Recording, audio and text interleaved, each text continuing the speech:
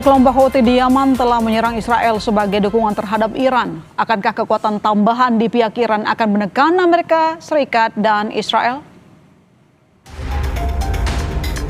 Saat saling serang antara Amerika Serikat bersama Israel terhadap Iran genap sebulan, kini Houthi Yaman ikut terjun dalam perang. Sabtu lalu, militer Houthi Yaman mengumumkan operasi militer pertama yang diklaim berhasil menyerang target tujuannya di Israel. Menggunakan rudal balistik, Houthi mengklaim telah menyerang situs sensitif militer di wilayah Palestina Selatan yang diduduki Israel. Houthi menegaskan operasi militer ini sebagai solidaritas terhadap Iran serta front perlawanan di Lebanon, Irak, dan Palestina. فإن القوات المسلحة اليمنية بعون الله تعالى وبالتوكل عليه نفذت أول عملية عسكرية وذلك بدفعة من الصواريخ البالستية والتي استهدفت أهدافا عسكرية حساسة للعدو الإسرائيلي جنوبي فلسطين المحتلة. وقد جاءت هذه العملية تزامنا مع العمليات البطولية التي ينفذها الإخوة المجاهدون في إيران وحزب الله في لبنان، وقد حققت العملية أهدافها بنجاح بفضل الله. Di sisi lain, Perdana Menteri Israel Benjamin Netanyahu mengklaim pencapaian luar biasa dalam operasi militer terhadap Iran. Ia pun mengumumkan perluasan operasi militer ke Lebanon, Suriah, dan Palestina pasca Yaman menyerang Israel. בסוריה, מכתר החרמון עד הירמוך. בעזה, בלמעלה ממחצית שטח הרצועה. ובלבנון, הנחיתי עכשיו להרחיב עוד יותר את רצועת הביטחון הקיימת, כדי לסכל סופית את איום הפלישה, וכדי להרחיק מגבולנו את ירי טילי הנ"ט. Sementara itu, Presiden Amerika Serikat Donald Trump mengklaim Iran telah mengizinkan 20 kapal tanker minyak melalui Selat Hormuz. Trump bilang Iran memberikan izin itu sebagai tanda hormat di tengah negosiasi yang berlangsung. As you know, they've agreed to send 8 boats 2 days ago, and then they added another 2, so it was 10 boats. And now today they gave us as a tribute, I don't know, I can't define it exactly, but they gave us, I think out of a sign of respect, 20 boats of oil, big boats of oil, going through the Hormuz Strait. And that's taking place starting tomorrow morning. Over the next couple of days, a lot of boats. Meski demikian, pengamat militer dan intelijen dari Center for Intermestic and Diplomatic, Anton Ali Abbas, menilai Amerika Serikat akan semakin terhimpit saat Houthi Yaman mendukung Iran dan Selat Hormuz masih diblokade. Pasalnya selama ini Houthi Yaman punya kekuatan mengontrol Selat Bab el-Mandeb dan Selat Merah yang berpengaruh terhadap jalur perdagangan global. Karena Houthi itu juga mengontrol Laut Merah. Dan Laut Merah kita bisa tahu bahwa itu juga kan salah satu jalur lintas perdagangan laut dunia, gitu ya. Dia sekitar 20%. Nah, kalau misalnya migas itu sekitar ada yang 6-10%. Itu kita bisa bayangkan bagaimana terjadi bottleneck di dua jalur perdagangan maritim dunia. Perang Amerika Serikat, Israel, dan Iran kini memasuki minggu kelima. Siapa yang bisa bertahan dan akankah perang bisa selesai di meja perundingan?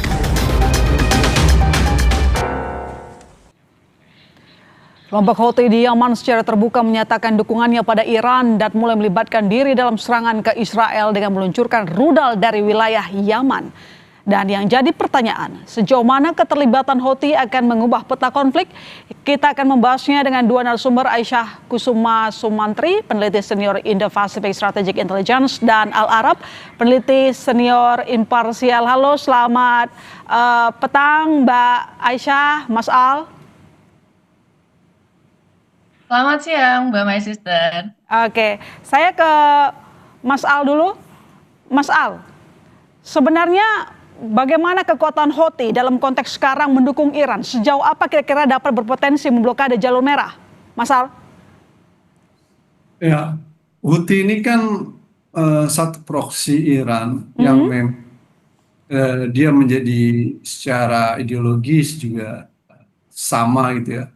Dan dalam realitas itu perlawanan dengan Amerika bukan hal yang baru. Waktu Trump memimpin pertama kali, memenangkan kedua, Trump kemudian menyatakan bahwa Biden ini lemah, tidak berani menyerang Houthi di Yaman. Dan serangan Amerika Serikat terhadap Houthi dilakukan oleh Trump gitu. Itu yang menjadi bagian dari 7 perang yang dilakukan oleh Trump. Apa yang terjadi kemudian Trump tidak memenangkan peperangan karena Houthi berhasil melakukan serangan ke kapal dagang milik Amerika Serikat yang melalui Laut Merah. Nah, serangan itu tentu akan mengganggu dinamika ekonomi.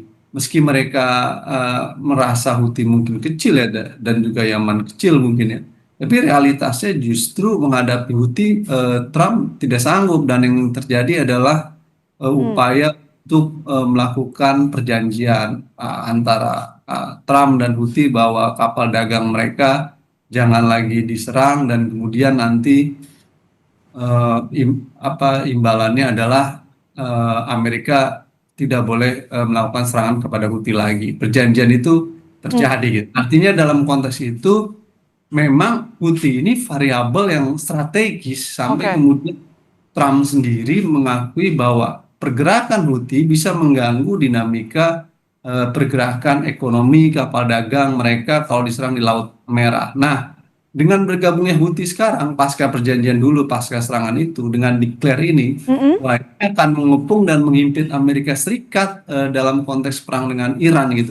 Apalagi kita tahu Laut Merah dan Selat Bab al-Mandab ini menjadi bagian yang strategis yang dalam batas tertentu Houthi bisa melakukan serangan, dan kapal-kapal dagang Amerika bisa dihadang di situ, plus juga akan menghadapi Amerika dalam wilayah-wilayah serangan ke kapal Amerika. Jadi dalam konteks itu jelas keterlibatan Houthi akan membuat Amerika dalam posisi yang lebih sulit. Dalam posisi yang lebih sulit, meskipun kita lihat kemarin si Trump mengklaim kalau Arab Saudi sampai Kuwait juga mendukung Amerika Serikat.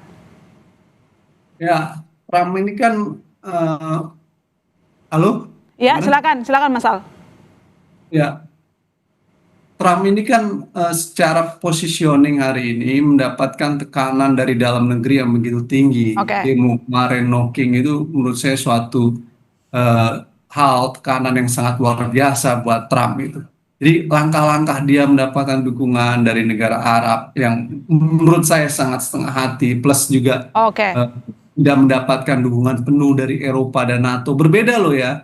Dalam perang Irak, sebagian negara Eropa termasuk Inggris itu clear mendukung Amerika perang dalam konteks Irak.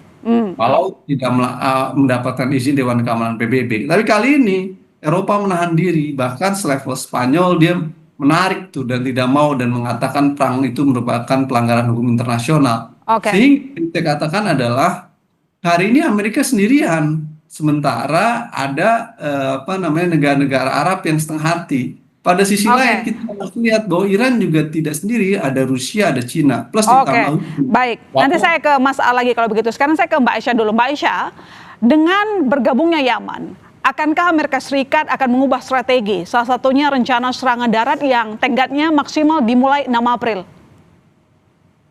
Saya kira sebenarnya masuknya Houthi di sini ya tidak hanya sekedar memperluas medan perang sebenarnya, tetapi juga mengglobalisasi konflik dengan menjadikan jalur perdagangan maritim ini sebagai titik tekan strategis ya.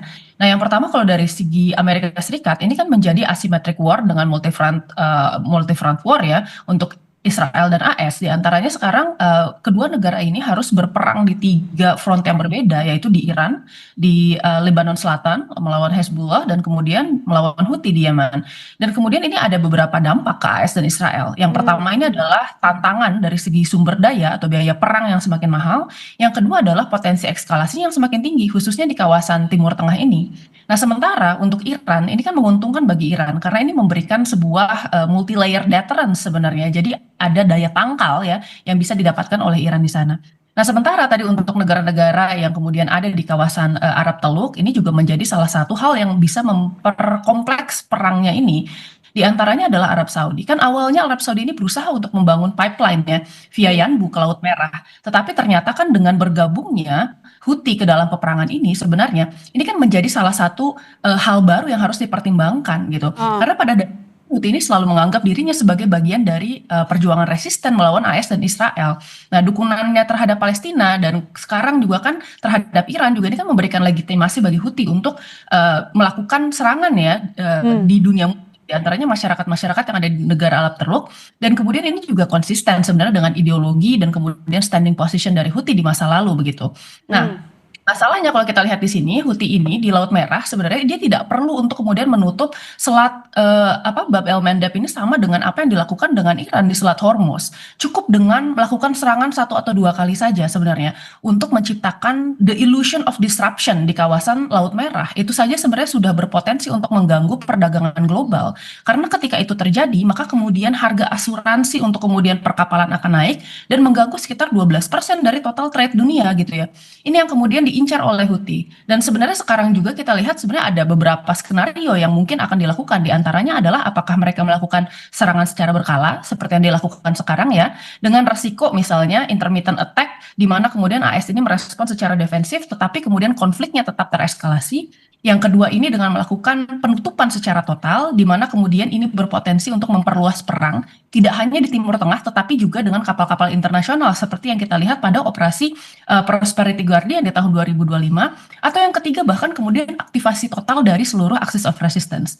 Tapi saya rasa yang kedua dan ketiga ini masih belum ada possibility ke arah sana. Dan yang pertama ini mungkin adalah pilihan yang masih memungkinkan untuk diambil oleh Houthi saat ini.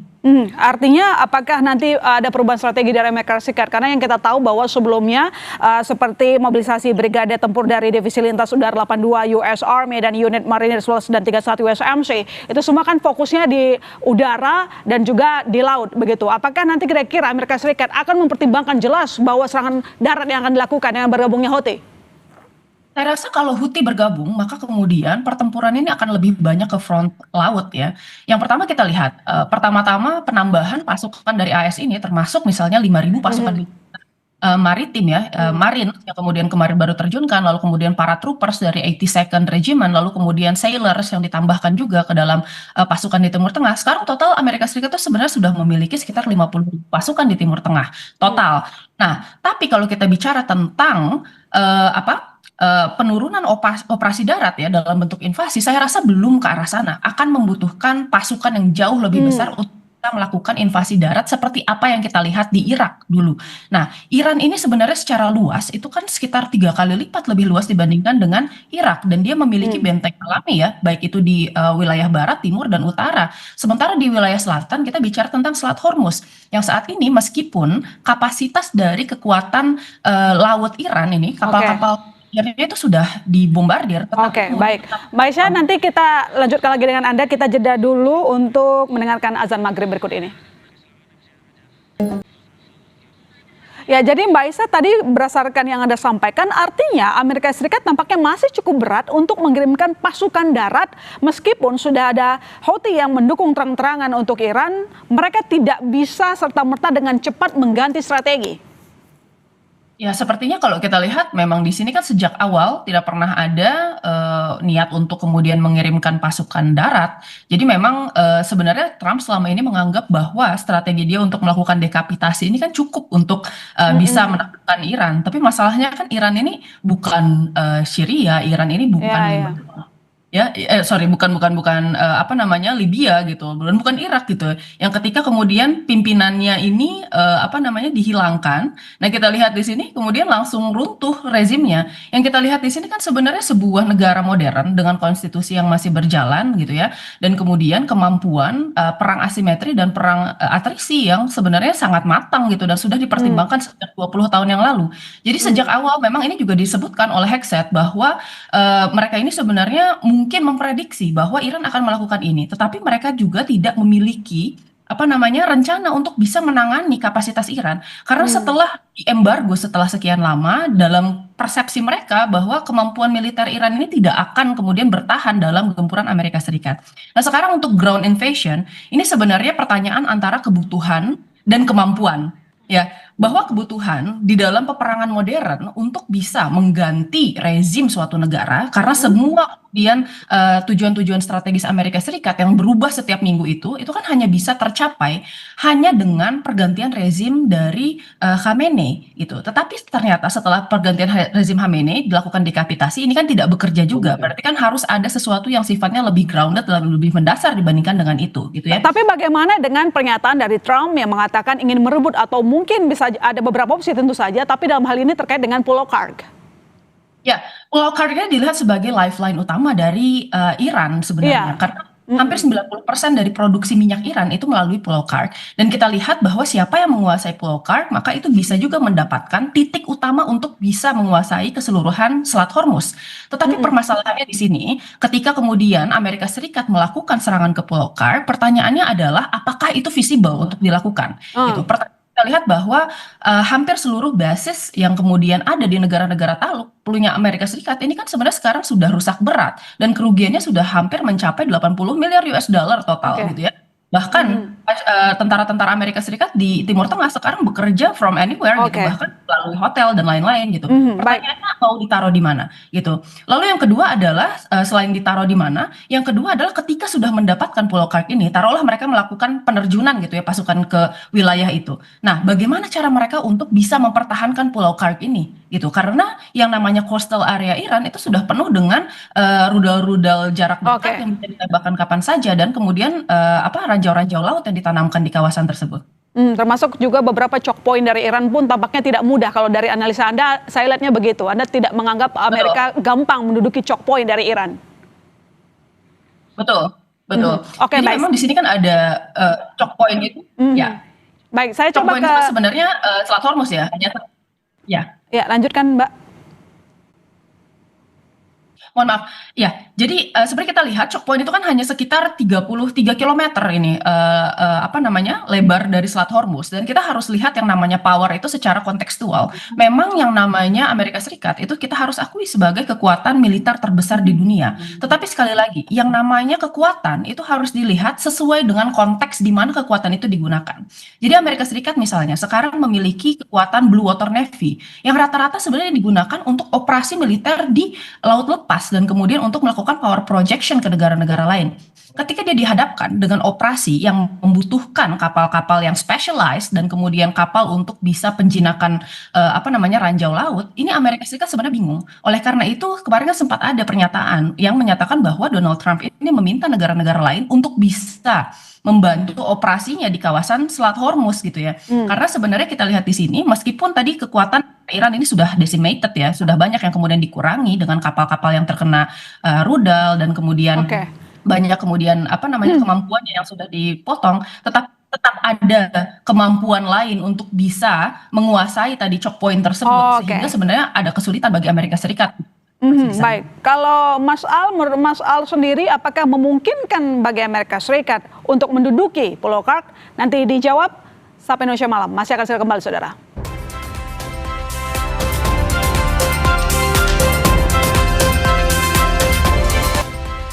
Mas Al, Trump memberikan isyarat bahwa dia bisa merebut Pulau Karg. Tapi menurut Anda sendiri, apakah itu bisa dilakukan dengan susunan strategi yang dijalankan oleh Amerika Serikat saat ini?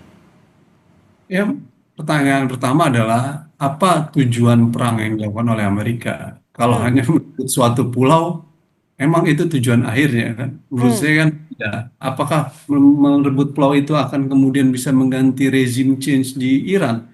Karena tujuannya Amerika perang di Iran kan mengganti rezim change-nya itu kan. Karena kemudian serangan rudal tidak bisa memberikan dampak terhadap pergerakan massa di Iran untuk menggulingkan rezim di Iran kan. Harapannya kan dulu pertama tahapannya serangan dilakukan, lalu kemudian mobilisasi masyarakat terjadi untuk mengganti rezim, tidak terjadi gitu.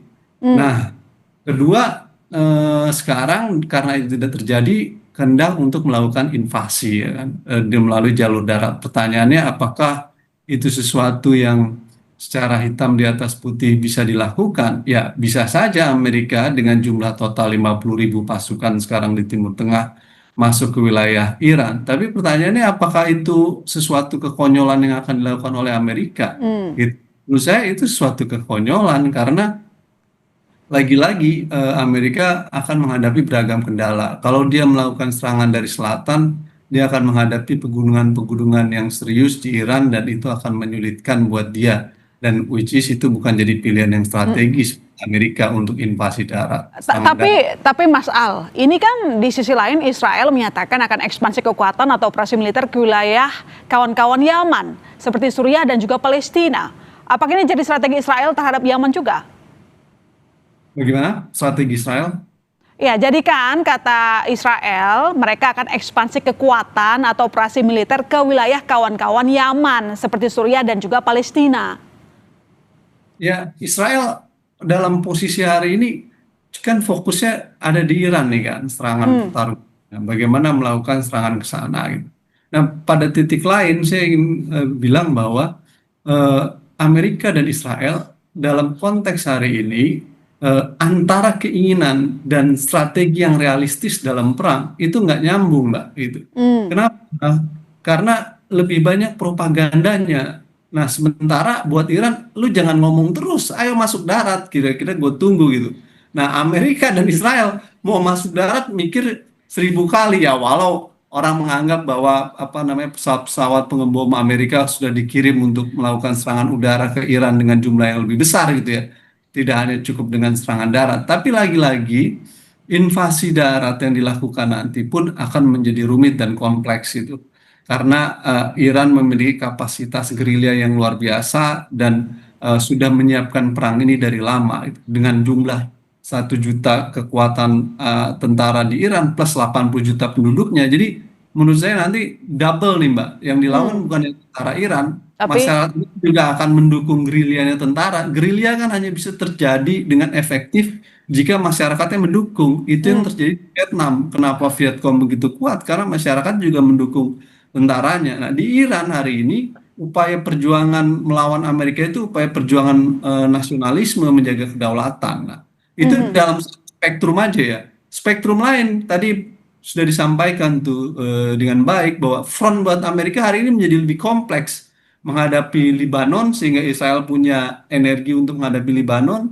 Pada sisi lain karena di situ ada Hizbullah, pada sisi lain ada Houthi di Yaman akan menghadapi perang front yang berikutnya 3 front tadi itu plus pada satu titik nanti kita bisa melihat apakah Hamas akan melakukan serangan nanti di Palestina. Nah, itu akan menjadi rumit lagi dalam pertarungan berikutnya. Jadi dalam wilayah itu belum ada variabel eksternal ya seperti Cina dan Rusia meski tidak terbuka dia akan memberikan dukungan terhadap Iran. Baik. Ini jadi suatu yang kompleks dan beban paling besar buat Amerika untuk maju invasi darat adalah tekanan di dalam negeri Amerika Serikat yang begitu luar biasa. Nah, dalam wilayah itu Amerika berada dalam kondisi bingung dan panik. Jadi diskursusnya antara propaganda, tapi pada sisi lain juga keinginan yang dalam realitas hari ini dalam kondisi sulit gitu. Akhirnya orang membaca strategi bingung Mbak kira-kira. Lo mau invasi darat kok jumlahnya cuma 50.000, ya kan? Lalu kemudian lo mau melakukan invasi darat melakukan lewat mana? Yang paling mungkin dia akan melakukan lewat airborne tuh dengan kota-kota secara langsung. Tapi kan dia hadapi dengan rudal-rudal dari Iran yang begitu sangat luar biasa. Ya, baik. Saya ke Mbak Aisyah.